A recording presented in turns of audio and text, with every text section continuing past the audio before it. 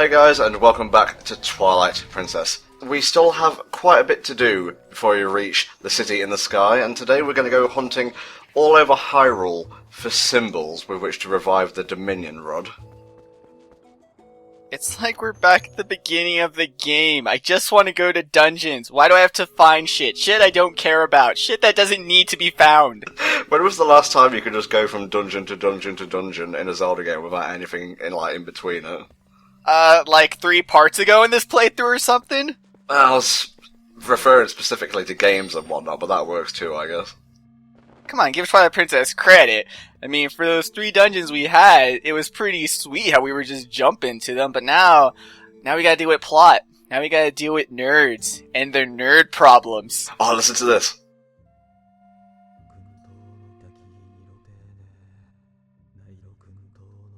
Actual voice acting in a Zelda game that isn't coming from Midna, and your mind didn't implode. What a concept. Voice acting in Zelda 0 out of 10. It was still pretty okay, IGN. Better than Sonic Boom, although that's not saying much. Why is it that I feel that Shad is probably the most British member of the Twilight Princess cast? Well, why are you saying this? Is it because he's wearing glasses and seems posh? Probably. I assume that your country is literally full of nothing but glasses wearing posh people. Oh, you don't know the English very well, my friend. Okay, there's the occasional rugby fan or something.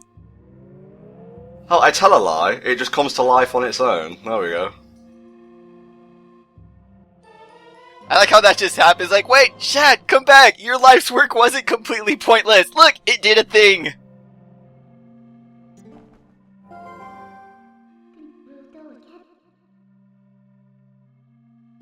Why didn't Impa try to read it herself? That's a good point. Like, I know that she wouldn't be able to understand what the text says, but, I mean, she could have at least tried to take a gander, you know, maybe ask the cats for help on, hey, what's this say, exactly? Okay, it's time to go symbol hunting. You can pretty much tell that this is this game's, I guess, homage or redo of Wind Waker's Triforce Hunt, which is really weird to me. Twilight Princess, up until this point, has been pretty good about picking and choosing which things to bring back. For the most part, it either seems to be stuff that people really liked, and it's sort of like, hey, you remember this? Well, here you get to do it again. Or they're redoing something that didn't quite work out, either due to technical or time constraints, and then they are just like redoing it in its true form. But to me, it's like, why did you want to redo the Triforce Hunt? What about that had any sort of appeal that made you guys want to go back and try it again? It's kind of cool, I guess, because we get to revisit old places and see it from a different perspective. But it's mostly just busy work. I mean, we could be in the sky at this point in time. We really could, especially since, I don't know if Shad said it, but the language within the Sky Book that's the Uka's language. We've run into at least 5 of them. Or we've run into 1 on 5 different instances. Couldn't we try to find that one and have it read the book to get us past the owl statue? Well, they seem to show up every time we go into a dungeon, so maybe just warp to the Goron Mines, or the Forest Temple since we're close to it, and it'll just appear magically. We're right there, yeah, we could just go. Wait for it, find the pot, it's probably still there. Okay, that's 1 down, like 6 more to go. But, like you said, there is an improvement over previous hunts in the Zelda series, in that we're doing this so late in the game that we have pretty much the entire inventory. So yeah, this is also sort of giving us a way to go back to all our items. And, you know, like you said, we're looking at the map, same old maps, but not only is it with a new perspective, but it's with a new arsenal as well. It's basically going to be this for the entire part, so I think there's a couple Zelda-related tidbits we could discuss. First and foremost, the announcement of Majora's Mask 3D. Oh, I thought we were going to talk about the Pikmin videos and how they're now available on the 3DS and Wii U. Fuck that shit, talk about the hypest announcement ever.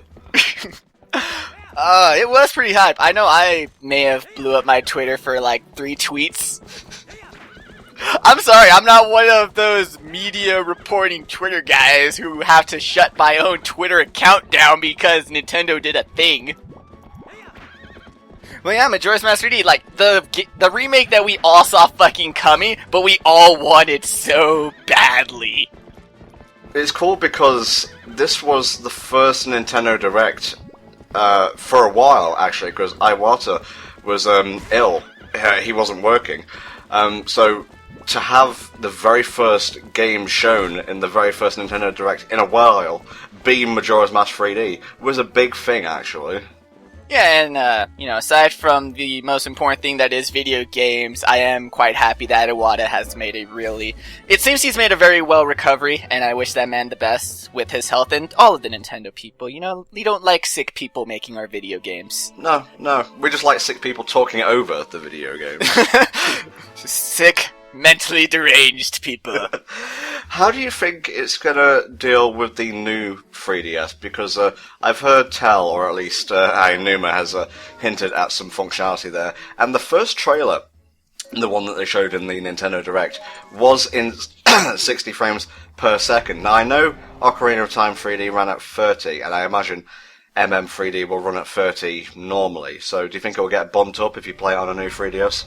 It's probably going to get the exact same FPS boost as OOT 3D, because that one bumped the original frame rate from 20 to 30, and the boost was even greater for you, Tom, because you had to play Ocarina of Time on PAL, so you had to deal with 15 frames per second, so 3D had a frame rate twice the speed you were used to. So for me, it would be weird for MM3D to run at a different frame rate than Ocarina of Time 3D. But it kind of leads into my one big question about MM3D, is it going to run on a modified Ocarina of Time 3D engine, a modified Majora's Mask engine, or are they just going to copy and paste the Ocarina of Time 3D engine? Because that actually will affect a lot of the gameplay. And I know you're probably thinking, oh, well, Ocarina of Time and MM ran on the exact same engine, which, yes, they ran on the Zelda 64 engine, but there were slight differences in how the game played. More specifically on how bombs actually worked. Ocarina of Time, you had actual exploding active frames, so the explosion gets bigger. MM, on the other hand, you have bomb not exploded, and then the maximum exploding radius the next frame. So it's sort of a downgrade, but that's just one of the other things. Another one is that in Ocarina of Time, backflips and side jumps are a fixed interval. You will always travel the same distance with a backflip or a side jump. In Majora's Mask, you can extend those differences by holding directional buttons. So, a side flip without holding the joystick and a side flip holding the direction that you're jumping in will extend the jump. So, Majora's Mask did have slight differences. And I'm wondering, is Majora's Mask going to have the original Majora's Mask differences? Or are they just going to say, hey, this engine worked for Ocarina of Time 3D, fuck it, we're going to roll with that? Oh man, it's been a while since I just let you go on a random technical splurge. Ocarina of Time 3D vibes, actually. But it's a very valid question, because here's the thing. When it comes to Majora's Mask 3D, I really have no questions on, oh, how's it gonna play? Oh, how are the dungeons gonna be? It's like, it's Majora's Mask. We all know it's gonna be great, unless they decide to grossly not remake the game. You're gonna know how it plays, you're gonna know how it feels, and if you enjoyed Majora's Mask, you're gonna love 3D. I'm just very curious on the minute technical things about it. Because it'll reveal a lot about how Nintendo handles their development. It sort of lets you get into Nintendo's brain.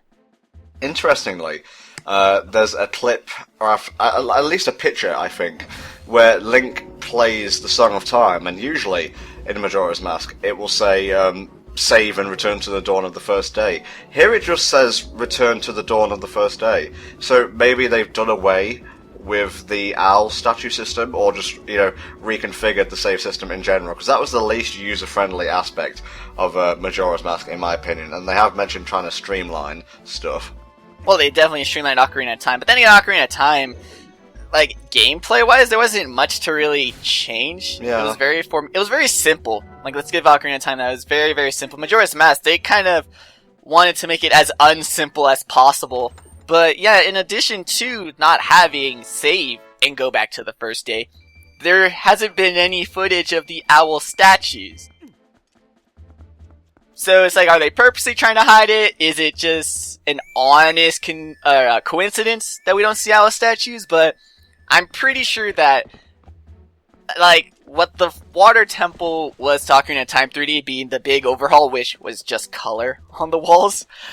If they're going to streamline a thing in Majora's Mask 3D, it's probably going to be that saving system, which is kind of ironic because now that it's on a handheld, it doesn't really matter. If you really need to step away from the game, just close the 3DS and walk away. What would be amazing is if there was a hero mode in that game, which I'm pretty sure there will be, you know, Master Quest and whatnot. It would be cool if, like, if you went into sleep mode, time still kept going. It's basically the Dark Souls of the Zelda franchise. Oh my god! That would be amazing. I'd love it. But yeah, I think that's enough Majora's Mask 3D talk. It looks great. Comes out spring 2015. We're gonna play it on Hellfire Comms as if it was some kind of TV show, I guess. But the spinner makes its appearance in Hyrule Warriors, just to change tack for a second. Yes, I was so excited for that, especially since already in this playthrough I mentioned that I want the spinner of all items to come back just because it's so underdeveloped, so underused, and I just feel that Nintendo didn't get enough time, or they didn't give it enough time to, you know, flesh out the item. So now that we get to see it again in Hyrule Warriors, so a completely different setting and tone, it's going to be really cool to see what they do with it. Now we can see it in an almost exclusively combat-capable item. It's a amiibo unlockable, if I recall correctly. Yeah, about those.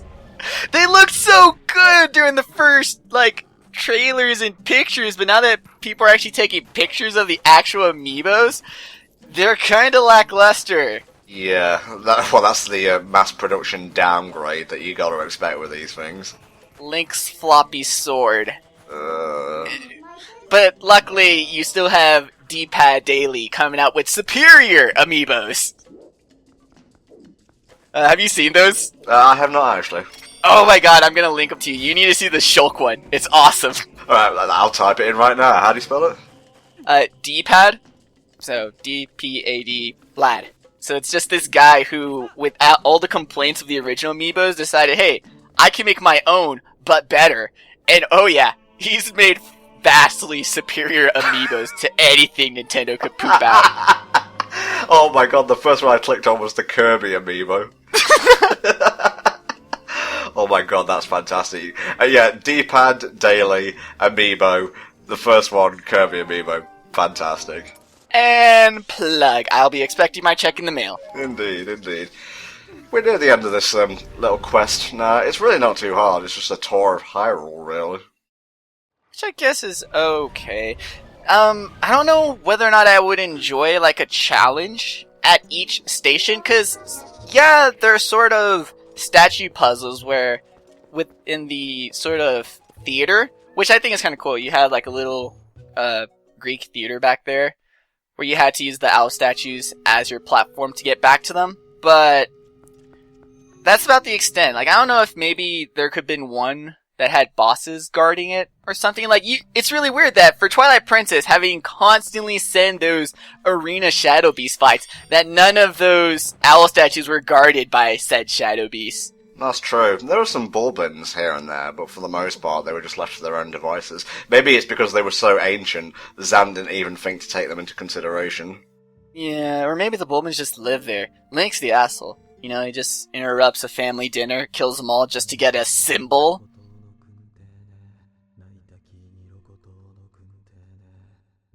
Okay, seriously, dude. We're just trying to move an owl statue, not expel Christ from a small girl's body.